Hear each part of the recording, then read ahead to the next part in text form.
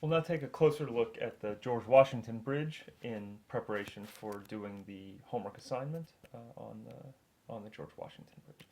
So here's a postcard view of the George Washington Bridge, which gives you a bit of a reminder of the scale and setting of the structure. And here's the image of the Brooklyn Bridge that we had looked at in the last video talking about suspension bridge statics. When we looked at the Brooklyn Bridge, I did all of my work on top of photographs of the structure, and that's perhaps the easiest way to interpret suspension bridge statics. In looking at the George Washington Bridge, we're going to take a more diagrammatic view or engineering drawing view of the structure and of its statics. So on the bottom of this slide now is a diagram of the George Washington Bridge, which shows some of the key dimensions. The cable sag here, 327 feet, the main span, 3,500 feet, and then the total span, 4,760 feet, which we don't use in this homework assignment, but nevertheless is given here. So these are some key dimensions of the George Washington Bridge shown diagrammatically. The same diagram here, but with an elevate or a plan of the bridge crossing the Hudson River here from the New Jersey side to the New York side.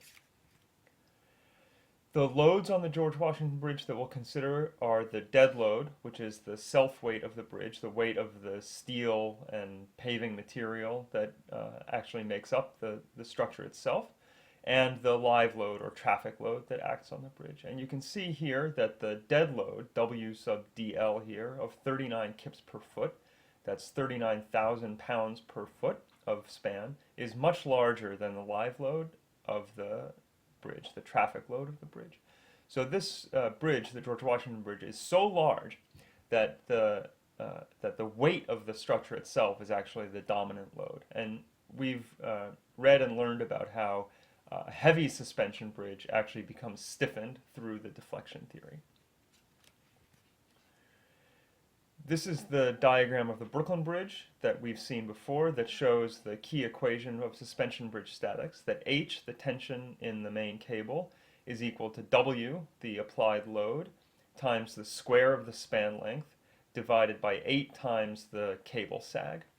We defined R to be this form factor for the bridge, the ratio of main span to cable sag, and then showed that the size or scale of the bridge and the form or shape of the bridge, L and R, translate the load W into the function or cable tension H. And this is the equation that we'll make primary use of in analyzing the George Washington Bridge. The previous slide showed that expression for a photograph of the Brooklyn Bridge, and here's a diagrammatic view that's completely analogous, but is for the George Washington Bridge here. So we see our vertical reaction V, our cable tension H at midspan, the cable sag D, and the load W, which for the George Washington Bridge will consist of both the dead load, the self-weight of the structure, and the live load or traffic load. And this, again, written in a slightly different but equivalent way, is the key equation of suspension bridge statics, that H, the cable tension, is equal to the load W times the span L times the form factor R divided by 8.